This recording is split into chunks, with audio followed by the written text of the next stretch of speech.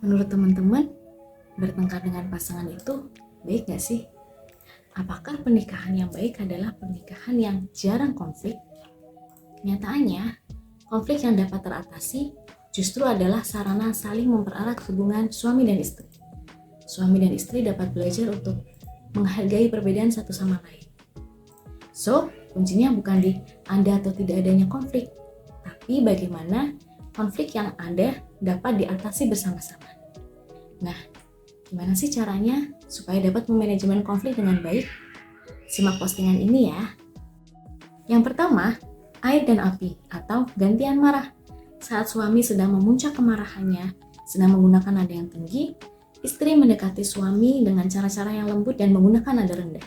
Dan sebaliknya, ketika istri sedang menggunakan nada tinggi, sedang memuncak kemarahannya, suami mendekati istri dengan cara-cara yang lembut, dengan nada yang rendah.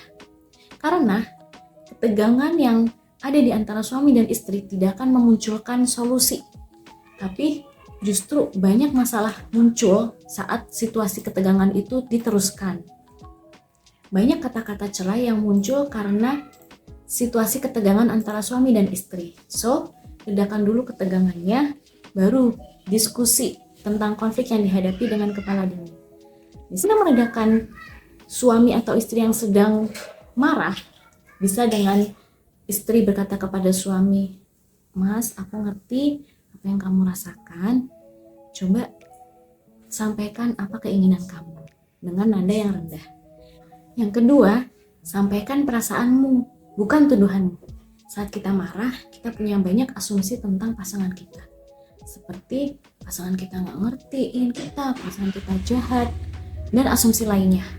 Nah, dibanding menyampaikan tuduhan kita sampaikan apa yang kita rasakan. Karena ketika kita menyampaikan tuduhan kita, itu tidak akan membuat pasangan kita sadar akan kesalahannya dan ingin berubah. Sebaliknya, itu akan membuat pasangan kita menjadi bersikap defensif.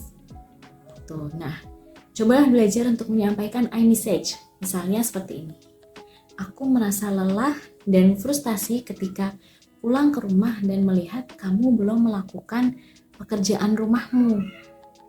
Contohnya seperti itu. Nah, yang ketiga, sampaikan harapan perubahan yang diinginkan secara konkret, tapi bisa juga untuk dilakukan oleh pasangan. Misalnya, aku harap lain kali kamu bisa melaksanakan pekerjaan rumahmu tanpa perlu kuingatkan. Bandingkan dengan aku harap lain kali kamu berubah. Berubah seperti apa? Itu tidak konkret dan tidak jelas untuk pasangan kita. Nah, yang keempat atau terakhir, tapi juga yang paling penting, siapkan diri untuk mendengarkan dan berubah. Selama ini, kita sudah hidup tanpa pasangan kita selama berpuluh tahun dengan cara hidup kita sendiri. Dan pasangan kita sudah hidup tanpa kita selama berpuluh tahun dengan cara dia sendiri. Setelah menikah, pasti ada banyak perbedaan-perbedaan yang dirasakan. So, komunikasi dalam manajemen konflik bukan hanya bertujuan untuk mengekspresikan perasaan, tapi juga mencari jalan keluar bersama. Kata John Gottman dalam bukunya The 7 Principles for Making Marriage Work, prinsip keempat untuk menyelamatkan pernikahan adalah izinkan pasanganmu untuk mempengaruhimu.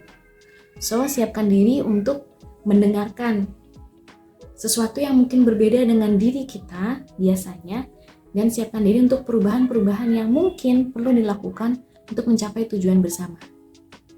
Perubahan misalnya, kita yang sebelum nikah terbiasa tidur dengan lampu menyala, dan kemudian setelah menikah dengan berbagai diskusi, akhirnya sepakat untuk tidur dengan lampu yang mati.